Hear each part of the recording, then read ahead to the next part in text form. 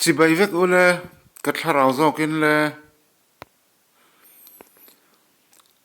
Zakaria bungli changruk chuta ani chuan kan hena heng hi Zerubbabel an hena lalpa thu chu ani a chakna ni lovin thilti theina ni hek lovin ka tharau zokin le ti in sipai ho lalpa chuan ati e he mi ka tharau zokin le group a hian helaya 9774527720 hian pathian thu chuana group a hian lingaron post chut mai ni hi kan bel cheng ang tunge ni aron post tu hi kan endon ta ati hian RC a mar ani he ta hi RC a mar hian kan pathian thu chuana khan group link pathian thu group thau chuni ma sila aron post a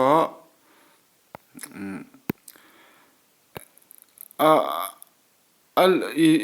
heta han nitin isuan an ti hi a subject a hmang a chuan kan han en chin don ani join chuang lovin eng ang group nge ni ti kha kan juk en dona hela khan a hnuai hianin ama bok hianin member pakhat che ala lenge la ron ti zuya chuan join group a hian kan juk en dek don ni ten kan juk click anga join group click ta checking chuan heta a member ho kha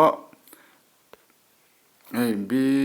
lalkimate HC do sang ate moi te an omani chuan aron seng khan zanni le somga parukan nia pakhat hi group link atong hian la join thea mara chu admin te hian an add thai to lo ni zanni somga pasari na tur hi chu alas na hi chu group link atong khan ala join thea zanni le somga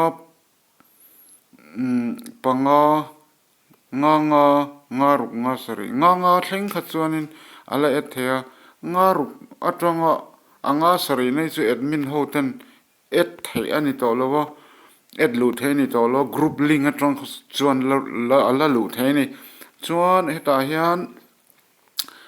group created by RC ahmarani a chuan heta hian a description je hi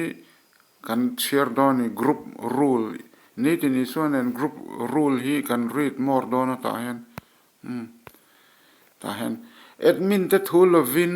group icon le name thlak lo tur admin te engkema ngai chan thiama tha ome aron tia ti hian heng hi chu share vek lo me ang huna rei lutuk lo na pali thleng ron je ka share vek lo mai la helai pakhat na ber hi admin te thu lovin group icon le name thlak lo tur ti hi admin te chuina group icon te group subject te thlak theina kha setting a omrenga chu RC a chaw lo po hen hrelo ntama chu kangai mo ve deuh thina chumi setting admin te chuina hela group icon te nitin isuanen group subject te heng a description te heng hi admin te chuina an khoidang lam thei tur khan admin only a khan da theina setting atang khan all participate na da tlat khan chuan adu piang khanin heng icon te group subject an thlak thei ta thina ni chuwang chuanin hi an ziak fo mai ni group danga po hian shred lo na wang khanin chu engtin nge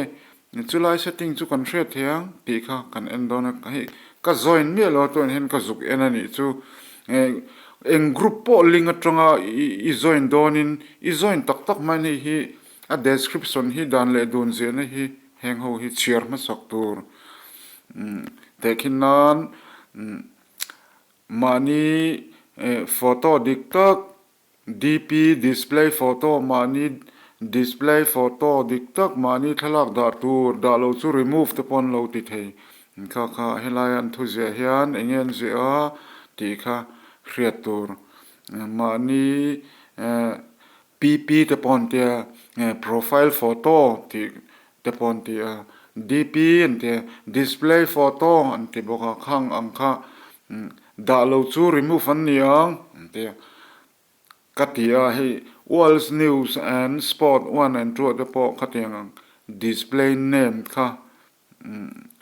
angai khan lo display name kha chu ngai po ko ti lo display photo kha profile photo a display a ke mani photo kha da tur da lo chu remove kan ti ta kan lun boka khatiang da lo kha ka remove zela chen khat a du chun private a miron an khum vak mai chi khan oma remove awangin helai dan kan zia ka kan siama kha kha mi admin tenan remove awanga private a va an khum chiam te khang kham mi mol lu tuk om dan ni ti kan thel tha ni chuan hei ti hian hei ka thlarau zok in le group a kan lu ta chuan admin tan khan ani hei tuna hian member hi zani somni pasari kan omani participant hi chuan ta hian hei ti hian ain tlat thata a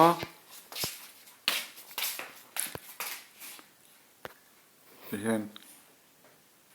eta hian khu et bel zel na khani ta hian hei invite link te kan va pek chhuana khani a chuanin group setting a hen lu turani chena kan sei kha hei group setting a kan lu tanga ti khan heta hei hi ni mai hei group setting ai lu tanga on edit group information hi te ni zuglu tanga ti khan only admin ada mai tur hei edit group information hei in zia kol hi group subject icon te po a description te po only admin chuina a khoi dang lam thei tur khan ta hian only admin a he bial papa hei kada hi he ta khan all participant a kada chuanin a du piang khan an khoi dang lam thei ni group subject mai ba ka icon te khatiang ang a description te khan khoi dang lam thei chu wang chuan only admin a hen te ni zu click ke wang ti khan hetai okay le me ang cancel lovin tan okay nga ti khan okay nga chutiang zel chon hei send message te po all participant na da tur hei chu ti khan hei only admin ai da chuan in group member te khan tu mai message an ron thon thei don lo ni ti hian only admin a ti hian i lo da khan chuan i group member ten like te ron pedu se comment te ron pedu sen thelo admin chau khan an post thei don a thu le hla angkha kha only admin da hun te chu om the ma se shrial lo na wanga only admin da tlat kha om thin kha a boi thla ka ni chu wang chuan all participant a hian da heni danga ti khan chuan hei okay tu da heni okay nga ti khan hei okay nga ti khan hei group setting a khan hei edit group information a only admin send message a all participant ti khan hei edit group admin ti khan admin ai da bel du kha ti khan hei tuna admin ni lai mek chu ai in tik wa mai hi hei ms fan chun te ni heta pu ld renza te pu my airtel te ka ten khan ti khan hei he ti hen ti khan ta khin nan heta hen entir nan tu nge ne ngo hei nula sek moi hi admin lo ni ve du ta se ti khan hi zukti ka nga ti khan heta hen ti ka hen alut mai do ni ta hen hi zukti ka nga admin a nula sek moi hi da don ti na i da bel don ti na zo om sa ba ka ole kha toy te arrangement zel hi minute summary dona